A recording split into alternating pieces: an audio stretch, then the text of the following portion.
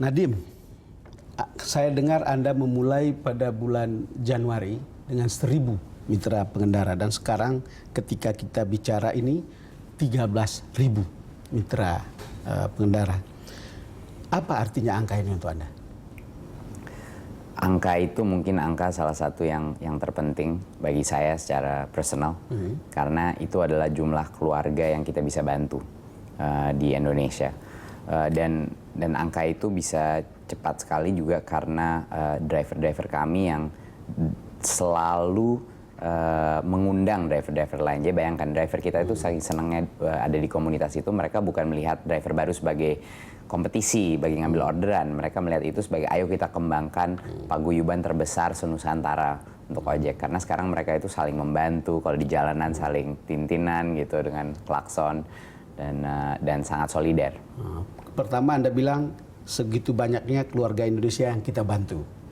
Dan tentu segitu banyaknya konsumen yang dibantu. Tapi di sisi sebegitu besarnya peluang ladang bisnis, bukan? Betul.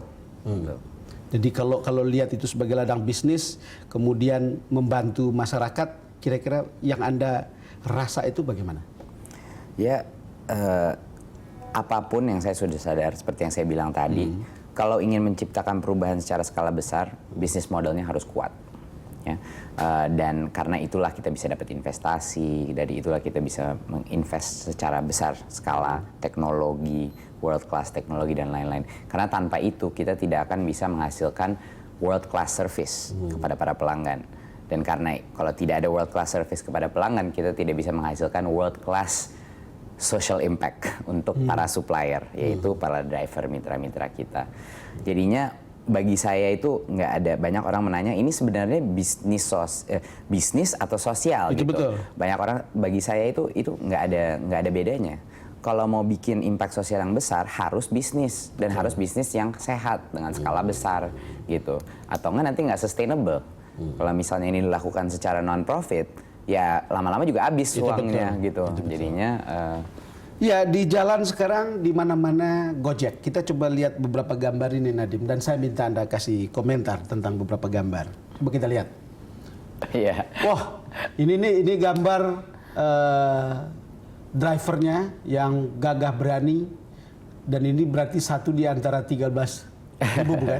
Setelah Anda lihat gambar ini, apa pikiran Anda, perasaan? Yang pertama mungkin itu senang sih, yang jelas sudah senang karena di sosial media ini luar biasa nyebarnya viral.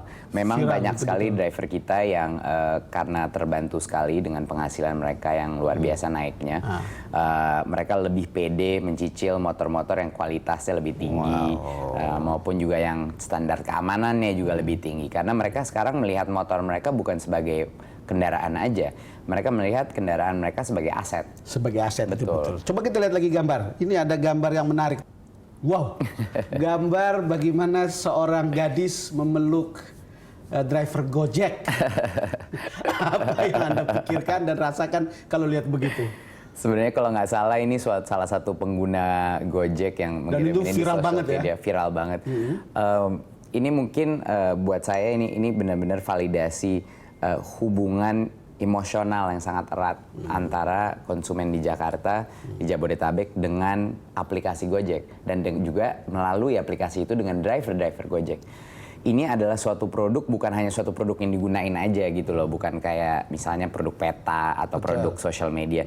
Ini suatu produk yang benar-benar menyentuh hati. Lebih personal. Sangat personal. Sangat touchy. Karena bayangkan, misalnya kehidupan saya hari ini aja saya menggunakan Gojek 8 kali sudah. 5 kali untuk transport, ya, 1 kali untuk pesan makan siang, GoFood, satunya lagi untuk ngirim barang ke istri saya. Hari ini saya lupa bawa paspor untuk tujuan visa, saya minta Gojek sana ngambil dan sebentar. Kok tahu? Tadi saya mengirim paspor tadi ke istri saya kirim paspor. Jadi ini adalah suatu produk yang benar-benar menyentuh hati karena sangat personal.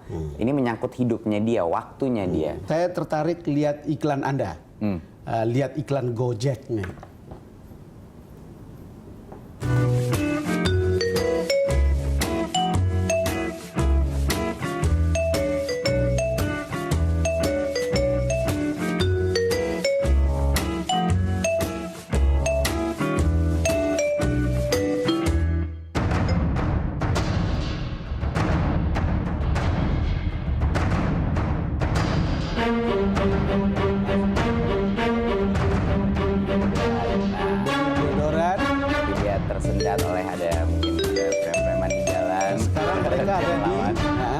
dia masih di kafe nunggu. Jadi ini semacam lucuan.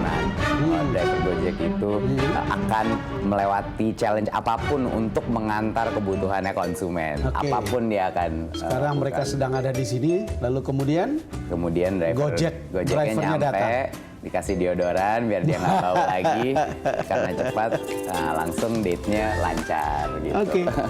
Banyak sekali orang yang tadinya cuma menggunakan Gojek buat transport, Betul. sekarang sudah move kepada shopping. Di mana sekarang personal shopping needs itu semuanya bisa diorganize oleh Gojek. Jadi mereka itu juga personal shopper.